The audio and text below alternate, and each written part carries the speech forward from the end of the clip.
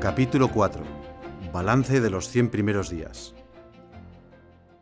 Si quieres seguir al día de la última información de inversión y mercados, suscríbase en referentesdeinversión.es. Hola de nuevo y bienvenidos a Referentes de Inversión, un espacio podcast de Deutsche Bank donde, como siempre, trataremos de dar con las claves y compartir con ustedes nuestras últimas reflexiones y nuestra última visión sobre cómo ayudarles a gestionar su ahorro y su patrimonio. Como siempre, me acompaña Rosa. Buenos días, Rosa, ¿cómo estás? Buenos días, pues muy bien, la verdad. Contexto. Y empezamos, si te parece, con un poquito de contexto. Después de un mes de marzo y abril movidito, parece que las últimas semanas de abril y este inicio de mayo nos está dando un poquito de tregua. Vemos mercados un poquito más estables, vemos los primeros datos un poquito más consolidados de cómo está evolucionando la economía y los beneficios empresariales, y parece que, pasado el susto, no podemos hablar de que las cosas estén completamente resueltas, pero un poquito más de tranquilidad parece que sí que tenemos, ¿no? Sí, porque vaya mes que hemos pasado, la verdad. Hemos pasado un mesecito muy entretenido, porque empezamos horroroso. Acuérdate, después del famoso Día de la Liberación, en el que vimos caídas día tras otro, que era un momento realmente de pánico, y luego al final, pues como siempre pasa, ¿no? Las cosas se van asentando. Dio efectivamente un alivio muy grande la decisión del día 9 de abril de aplazar, ¿no? Esos aranceles recíprocos, aunque es verdad que los del 10% se han quedado, parece que se nos han olvidado, pero están ahí. Y sobre todo han subido mucho los de China. Pero bueno, durante todo el mes, aparte de esta suspensión hasta primeros de julio de estos aranceles recíprocos, hemos visto además voluntad de negociar, que yo creo que es un poco lo que todo el mundo esperaba, ¿no? Pero los primeros días, la verdad que fueron duros, sí. Tengo la sensación de que cuando las cosas no se hablan en público es porque se están hablando donde se tienen que hablar. Efectivamente.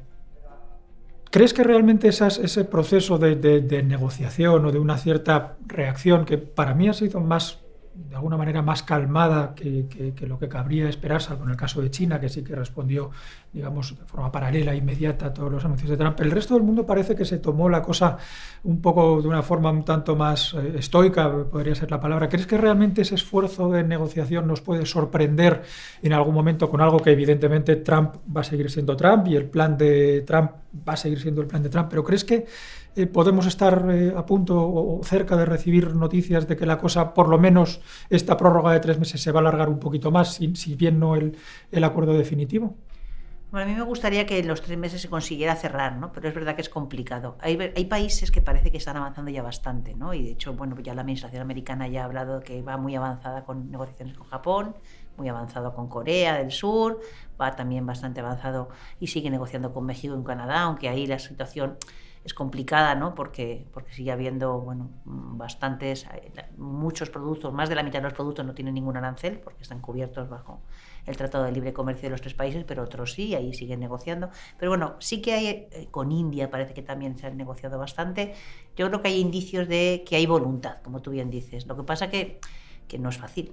Y tampoco estamos mirando también en cómo es cada uno de los acuerdos, pero tampoco podremos extrapolar mucho porque cada país vende productos diferentes, ¿no? Y por tanto tampoco podremos hacer grandes valoraciones de un acuerdo puntual con Japón o con India, pero bueno, es un paso, como bien dices, a que se está negociando, ¿no? Y a lo mejor al mercado le encantaría oír que hay una reunión del presidente Trump con el presidente chino de alto nivel, pero probablemente se esté haciendo, como bien dices, en los despachos, que es donde tienen que hacerse los acuerdos, y ya solamente para firmar que lleguen los grandes, ¿no?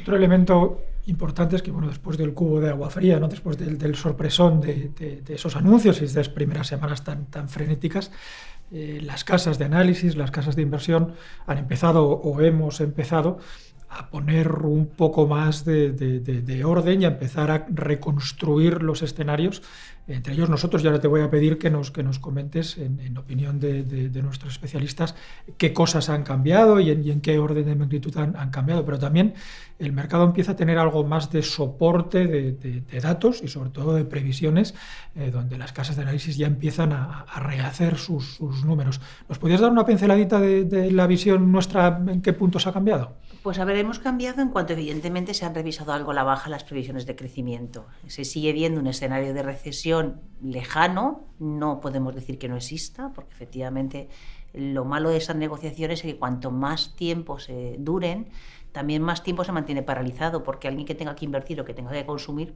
pues está muy pendiente de estas negociaciones y probablemente está paralizado dependiendo de cómo queden, ¿no? Pero no parece que sea el escenario principal. Ahí, como bien decíamos antes, ¿no? Hay sensación de que se está negociando, de que se va a llegar a un acuerdo, que probablemente tengamos efectivamente una tasa arancelaria en Estados Unidos final que sea más alta, claramente va a ser más alta de la que tenemos ahora, que viene a estar como en el 3,5% la media, ¿no? Arancelaria. Pero es un escenario que no es malo, es peor que si no hubiera habido aranceles, evidentemente, pero se han revisado a la baja las previsiones, pero no estamos hablando de recesión. Y además ya tenemos datos, como bien dices, porque han salido los datos del primer trimestre, tanto de Europa como de Estados Unidos, como de China, como de los principales países. Y bueno, hemos tenido, pues por ejemplo, sorpresa muy positiva en China, que el dato de crecimiento del primer trimestre fue muy bueno. Sorpresa positiva en Europa, porque el dato de crecimiento del primer trimestre también ha sido razonablemente bueno, teniendo en cuenta que además hay cierta ilusión, como bien sabes, en Europa por todos estos paquetes fiscales, sobre todo lo que tiene que ver con el paquete fiscal alemán. Y en Estados Unidos es verdad que la cifra ha sido negativa, pero si leemos un poco la cifra, pues hay que ver que mucho de ese tono negativo de la economía americana del primer trimestre es porque las importaciones han crecido mucho, se han adelantado mucho las compras. Lógicamente, cuando tú esperas que vaya a llegar un arancel, pues aprovechas, te lo compras antes. También toda esta reducción de la burocracia administrativa en Estados Unidos ha provocado que el gasto público en Estados Unidos haya aportado menos, pero sorprendentemente el consumo y la inversión, vale que no están creciendo obviamente, pero han sido razonables. A partir de ahora, pues yo creo que aquí el problema es que las encuestas de confianza están diciendo claramente que la economía se está frenando en Estados Unidos, porque las encuestas de confianza lo que dicen es que no tengo ninguna visibilidad sobre qué va a pasar con los aranceles. Los datos reales no son malos, y lo hemos visto en el primer trimestre, y probablemente van a seguir siendo cada vez más bajos, pero no de recesión, y eso nos ha hecho pues, bueno, revisar algo la previsión de crecimiento para Estados Unidos, que la hemos dejado en torno al 1%, 1,1, 1,2%, y para Europa seguimos manteniendo un crecimiento en torno al 0,8 este año. En los dos casos pensamos que el año 2026 será mejor. El mundo desarrollado algo menos de crecimiento, los emergentes la cosa está un poquito más mezclada, eso es más o menos común, menos crecimiento global, sin embargo, también tónica bastante general en todo lo que hemos publicado nosotros y también pues otras casas, otros colegas, sin ser nada dramático, pero también unas pocas más décimas de inflación, por lo menos en el corto plazo. Buena papeleta para los bancos centrales. Sí, buena papeleta para los bancos centrales, que en el caso de Europa parece que está el camino más claro. Para el Banco Central Europeo las cifras de inflación en Europa están siendo bastante favorables, ha bajado el precio de la energía, el euro se ha apreciado y eso para el Banco Central Europeo le permite bajar más los tipos y probablemente siga con su calendario de bajadas. De hecho, hay reunión en junio, probablemente vuelva a bajar los tipos y creemos que lo puede bajar otra vez más, o sea que los tipos se quedarían en 1,75. Más difícil el papel de la Reserva Federal, claramente. Primero porque hay mucha presión, como bien sabes, sobre el presidente de la FED para que baje los tipos. Desde la administración americana hay mucha presión sobre que baje los tipos. También hay cierta voluntad de que se mantenga esa debilidad del dólar, ¿no? Porque es una forma de ganar competitividad también. Y bueno, yo creo que la FED bajará los tipos, pero tiene mucha menos visibilidad con respecto a la inflación. Las cifras de inflación en Estados Unidos siguen siendo altas. Las encuestas de confianza de los consumidores están dando cifras a 1 año y a 5 años por encima del 4%. Es muy complicado bajar los tipos en este entorno. Aún así, creemos, como bien dices, no hemos revisado las previsiones, creemos que van a bajar los tipos, probablemente en la última parte del año, y veremos rebajas probablemente de 75 puntos en el caso de Estados Unidos, 50-75, pero los tipos se quedarán en torno al 3,5. O sea que seguimos hablando de tipos de interés, oye, que no son bajos, que son niveles neutrales. Pero bueno, puede tener margen para bajar los tipos. Con lo cual, no inmediatamente, pero Estados Unidos también bajando tipos, pelín más de presión bajista para el dólar. Pelín más de presión bajista para el dólar. Lo que pasa es que es complicado, porque al final... Claro, Estados Unidos, todo esto, en el fondo no tenemos que perder un poco de perspectiva dónde quiere ir la nueva administración americana. La administración americana quiere ganar competitividad, este es su objetivo, ¿no? Quiere ganar competitividad y sobre todo que las empresas vuelvan a su país. Y esto es complejo, porque para ganar competitividad, la mejor forma de ganar competitividad es tener un buen producto. Si tú tienes un producto muy bueno, evidentemente, si tu producto es muy bueno, te lo van a comprar. Tu problema es cuando tú tienes un producto que es bueno, pero tu competidor hace un producto igual de bueno, más barato. Ahí es tú. Entonces, una forma de ganar competitividad es haciendo la DOC poniendo aranceles, lo cual no es la mejor. En el mundo desarrollado las monedas no se supone, ¿no?, que no se manipulan. Entonces, una forma de debilitar el dólar es eso, bajando los tipos, fomentando esa política de tipo de interés bajos, intentando, ¿no?, que el dólar vaya perdiendo terreno. Entonces, también hemos cambiado la previsión en ese sentido y seguimos pensando que el dólar se va a mantener estos niveles de debilidad e incluso hablamos de 1,18 como posible llegada. Es un momento, las divisas, como bien sabes tú, son difíciles de predecir. Agenda de mayo. Pero bueno, todo esto estaba teniendo también su reflejo en los mercados y si repasamos un poco para nuestros oyentes más fieles, que entiendo que son muchos y no todos, si revisamos un poquito cómo hemos venido enfocando estos momentos de crisis y destacamos por lo menos dos mensajes. El primero fue, sin ser esto un drama, es decir, no pensamos que las caídas vayan a ir mucho más lejos porque no vamos a tener una recesión, porque no vamos a ver una ruptura del orden económico establecido, es solo una distorsión, pero tampoco esperemos una recuperación rápida en V a los niveles de febrero, porque el mundo a lo mejor no ha cambiado tanto como pensamos que ha cambiado, pero ha cambiado y lamentablemente, por lo menos a corto plazo, y por lo menos en lo comercial, no es a mejor. Eso parece que se está cumpliendo, vemos un mercado menos volátil, todavía enrangado, pero con un poquito más de tendencia a la recuperación últimamente, aún lejos de los niveles de febrero, pero desde luego más lejos todavía del drama de hace un par de semanas.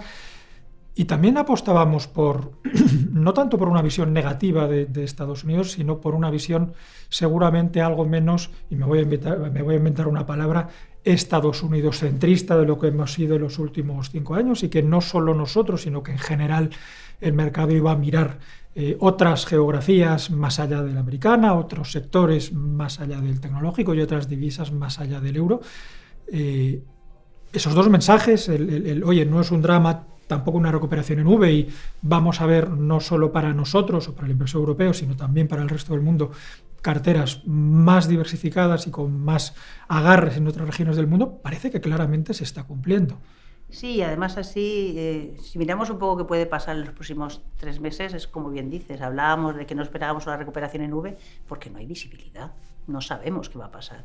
Entonces nos enfrentamos ahora a una época, luego la cita es a primeros de julio, se termina el famoso plazo de los 3 meses, por tanto durante este tiempo habrá negociación, no va a haber visibilidad, va a haber muchas dudas, puede haber volatilidad y por tanto estamos en un momento en el que no podemos pensar que esto desde luego ha recuperado, pero sigue habiendo muchas dudas. De hecho, aprovecho además para preguntarte entonces cómo lo ves, o sea, ¿qué crees que debíamos hacer en las carteras? Claves para el inversor. Pues creo que el mensaje sigue siendo totalmente válido. Es decir, y me remito otra vez a la reflexión que hice y que repito, por supuesto. Hay dos planos distintos. La persona o el inversor que estaba con una cartera bien organizada, acorde a sus objetivos, acorde a su situación financiera y al riesgo que está dispuesto a asumir, que la reflexión que tiene que sacar es acerté haciendo esto, seguramente todavía te quede algo para recuperar los niveles máximos que tuviste, pero desde luego no deberías tener ninguna cifra dramática de pérdidas en este momento y deberías estar viendo pues, que la parte de bonos te ha absorbido, especialmente en los momentos de mayor volatilidad, te comió una parte importante de las caídas. Habrás visto que no estar concentrado en un país o en un sector o en una idea temática pues también te ha aislado de determinados problemas concretos en momentos concretos. Es decir, creo que quien tiene una cartera bien organizada y bien hecha pues debe sentirse satisfecho y confiado, y quien no, quien ha detectado gaps, quien ha detectado errores, quien ha detectado momentos o partes de la cartera que no están haciendo lo esperado, ahora que ya no tenemos esa volatilidad tan grande, ese momento de estrés o de pánico o luego de euforia que te lleva a perder un poquito la perspectiva, ¿no? Decir, oye, me estoy hundiendo o me estoy perdiendo la fiesta. Ahora mismo que el mercado está un poquito más equilibrado, creo que los mensajes que hemos dado siguen siendo plenamente válidos. Hay que estar en una posición bastante neutral con respecto a lo que sea tu perfil de riesgo y con algo más de preferencia todavía por activos en Europa que en Estados Unidos, porque al final el foco va a seguir estando ahí y la posibilidad, aunque ahora ya hemos tenido unas semanas un poquito más tranquilas, si vuelve a haber una noticia negativa, lo más probable es que vuelva a venir de Estados Unidos, con lo cual creo que sí que es momento para empezar a organizar. Pero siento haberme autohecho spoiler con la pregunta, pero en este mes nuestra posición realmente no ha cambiado. Apostamos por la neutralidad en el perfil de riesgo, apostamos por los bonos todavía de alta calidad, aunque tengo que decirte que particularmente me ha sorprendido mucho, aunque el comportamiento del high yield ha sido mucho peor que el del investment grade, obviamente es un activo de más riesgo, pero tampoco hemos visto en ningún momento unos diferenciales bestiales como pudimos ver en la crisis del euro. Sí, no ha habido nunca una percepción de recesión global que haga que los precios se disparen. Y no me iría tanto a recesión, porque a lo mejor eso ya es no sé si una primera o una segunda derivada, pero los spreads en última instancia lo que te están diciendo es la dificultad que tienen en un momento puntual las empresas, porque los spreads afectan a quien está invertido en un bono y ve cómo su valoración se deprecia, pero si una empresa en ese momento va a pedir dinero prestado, ese es el precio y ese es el dinero que le van a pedir. A quien le tiene que refinanciar una emisión de bonos, pues en ese momento le va a costar más caro, con lo cual también te está hablando de las condiciones de financiación de la economía. Y creo que la buena noticia no es tanto que los inversores en high yield financieros como nosotros no hayamos tenido un muy mal mes, de lo cual nos alegramos. La buena noticia es que el mercado en ningún momento ha metido en precio un escenario en el que vayan a haber impagos o las empresas vayan a tener una dificultad. La probabilidad de impagos está en niveles muy bajos. Muy bajos. Sí. Con lo cual creo que el mensaje es plenamente vigente. Neutrales en riesgo, apostamos por activos europeos tanto en renta fija como en renta variable por los europeos antes que por los americanos. Menos preferencia por la tecnología, sin olvidar la tecnología, pero viendo otros sectores, especialmente en Europa, más beneficiados por esos planes de reactivación económica en distintos niveles. El financiero va a ser el canal a través del cual lleguemos a la economía real o a la economía micro, industriales, también el consumo. Todo eso nos sigue funcionando bien y, como bien decías antes, cautela con el dólar, y ahora mismo, aunque los costes de cobertura no son extraordinarios, pero cubrir las carteras sigue siendo un coste, pero en la medida en la que sigamos viendo algo de presión para el dólar, pues preferimos activos cubiertos. Y sí, porque claro, al final nosotros siempre hablamos de alguien que mantente invertido, que es lo que decimos siempre, ¿no? Mantente invertido, oye, al final te va a costar rentabilidad en tu cartera, pero si alguien no estuviera ahora mismo en el mercado, tuviera todo en depósitos, ¿qué le dirías? Pues tendría que ser consecuente. Igual que tantas veces te digo que no existe el día perfecto para vender, pues tengo que aplicarme la misma medicina y decirte que tampoco existe el día perfecto para comprar. A quien estuviese partiendo de un escenario de alguien pues, que tiene su patrimonio 100% en liquidez o 100% en depósitos, y ahora mismo pues, la rentabilidad que le dan por un depósito ya no es tan atractiva como estaba hace 6 meses, lo que le diría es... que es una buena noticia, porque está en un momento en el que los precios tienen un gap con respecto a lo que tenían hace unos meses, y además, aunque ya no tiene el precio mínimo que vimos hace 2 o 3 semanas, sí tiene un escenario donde la volatilidad es infinitamente menor. Con lo cual yo lo que le diría es, no existe el día perfecto para empezar a invertir, lo cual cualquier día es tan bueno como el anterior o como el siguiente, que su mejor amigo es el calendario, es decir, que no tiene que esperar al día perfecto para darle al botón porque y comprar, nunca va a saber cuánto porque es. nunca va a saber cuánto es, y cuando lo sepa va a haber pasado, con lo cual que se plantee una estrategia pues de 2 o 3 meses ir pues entrando en el mercado en función de lo que vaya pasando, o sencillamente si tiene identificado una estrategia que lo haga en 3 bloques, en 4 bloques, que intente sacar un buen precio medio de aquí pues al verano o a septiembre. pocas veces te vas a equivocar sacando un buen precio medio en 3-4 meses. Y si su mejor amigo es el calendario, su segundo mejor amigo es un buen asesor. El exceso de información no tiene por qué ser intrínsecamente malo, siempre que no caigas en la parálisis por el análisis, que es un gran enemigo. Lo que tienes que tener es información de mucha calidad. Entonces, siempre es un momento que te genera una cierta incomodidad, necesitas apoyo, necesitas ayuda, puedes tener sesgos cognitivos, psicológicos, hacia asumir riesgos.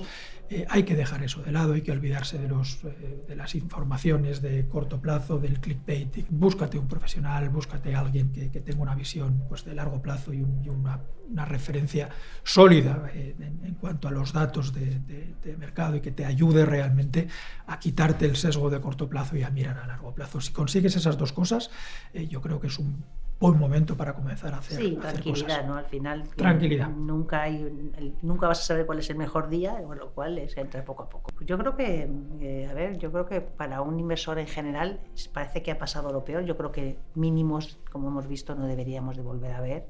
Deberíamos de ver un mercado más tranquilo, pero no esperemos que esto va a repuntar. Hay muchas dudas. Todavía nos quedan muchas cosas en el aire. No sabemos qué va a pasar con las negociaciones, no sabemos qué va a pasar con la inflación, no sabemos qué van a hacer los bancos centrales. Yo creo que, como bien dices, es tranquilidad, esperar, ¿no? Habrá oportunidades para entrar porque habrá caídas, pero también habrá recuperaciones, como siempre. El mercado se va a mover, pero afortunadamente parece que las cosas se han tranquilizado bastante y va a haber volatilidad, pero bastante más moderada. Pero ni frenazos ni acelerones, no, ni de 0 a 100, ni de 100 a 0. Efectivamente, sí, lo que ya hablamos en nuestra última conversación, ¿no? Bueno, hemos repasado bastante, pero hoy tengo una sorpresa mira, para qué ti y para nuestros queridos seguidores. Empezamos con una nueva sección, con un nuevo apartado dentro del podcast que bueno, vengo a llamar cazadores de mitos. A lo mejor luego le damos otra vuelta, pero me parece una buena idea, sobre todo ahora que tenemos un poquito más de paz y de calma, y que hemos oído un montón de frases hechas a lo largo de las últimas semanas, frases hechas de la inversión. Sí, sí. ¿Y qué te parece si en cada encuentro cogemos una de estas frases totémicas escritas en piedra de la inversión y le damos una vuelta, le hacemos un poco de fact-check, que dirían ahora mismo los modernos, a ver si es verdad o es Sí, yo creo que podemos meter un montón de cosas que parece que hay en el mercado, ¿no? Mitología típica del inversor, ¿no? Que al final está siempre ahí. Y como estamos en mayo, y lo voy a decir en inglés, luego por supuesto lo traduzco, ¿cuál mejor que sell in May and go away? Que significa vende en mayo y no vuelvas hasta septiembre. ¿Verdad o mentira? A ver, en esto, como siempre, yo creo que hay que mirar un poco los datos, ¿no?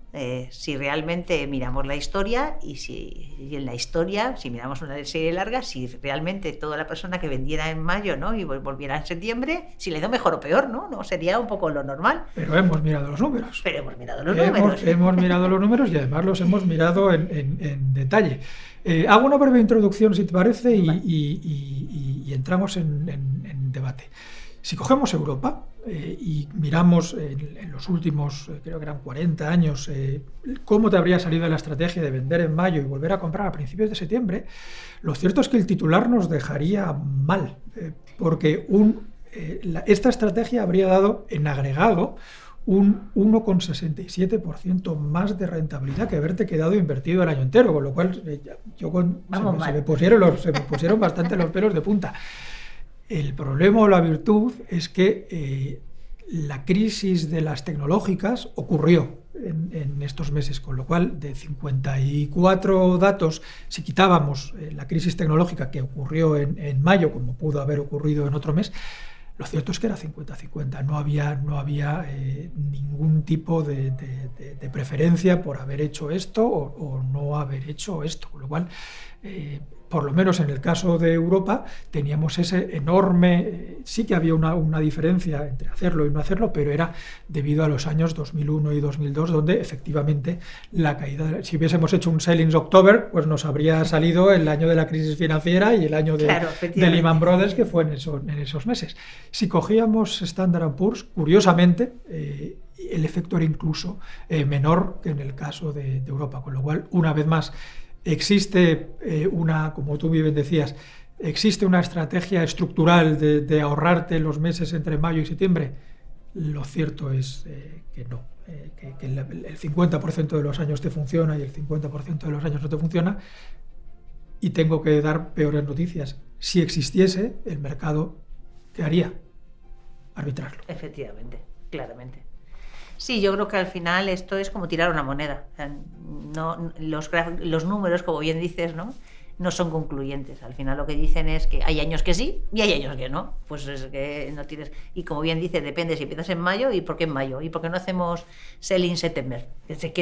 ¿Por qué mayo y septiembre? Que no tiene ningún sentido. Yo creo que al final lo que demuestran los números, y da igual que cojas el DAX, que cojas el IBEX, que cojas el Standard & Poor's, que cojas el Eurostoxx, en general lo que te dicen todos los índices es que no hay una pauta clara que podamos decir que mirando la historia somos capaces de vaticinar qué va a pasar en el futuro, porque como bien dices, en el medio pasan crisis financieras, pasan crisis tecnológicas, pasan crisis de deuda, y no sabes si se van a volver a repetir o no. Entonces, bueno, coger un mes porque sí, no tiene y sobre sentido. todo es porque los mercados, los datos extremos de los mercados no son en base mensual. Efectivamente. Son en base diaria.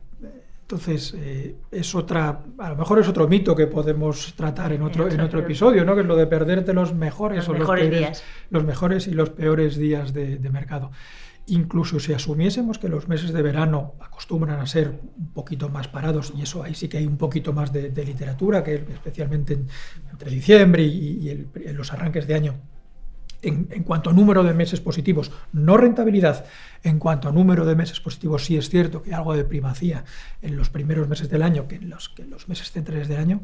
Cuando te bajas a lo que realmente tiene el pulso de mercado, que es el día, perderte el día bueno es igual que ahorrarte el día, igual que ahorrarte el día, igual que ahorrarte el día malo. O sea, en el mes de abril hemos visto días de caídas, y fíjate qué días de recuperaciones. En el mismo mes hemos visto el mejor mes de los últimos años y el peor también, con lo cual es como bien dices, es que ni siquiera es un mes, es que son días. Es que son días. Son días. Pues Rosa, poco más me queda que preguntarte. Entonces ya solo agradecerte una vez más el tiempo, los mensajes, y a ustedes esperamos que les haya resultado una vez más de utilidad, y no pierdo, como siempre, la oportunidad de recomendarles o pedirles que se suscriban al canal, donde además de todo el histórico y recibir pues todas las actualizaciones, pues tendrán acceso a contenidos y a eventos exclusivos que por supuesto les haremos llegar. Esperamos seguir contando con su presencia, con su fidelidad, y muchísimas gracias una vez más por compartir este rato con nosotros. Gracias.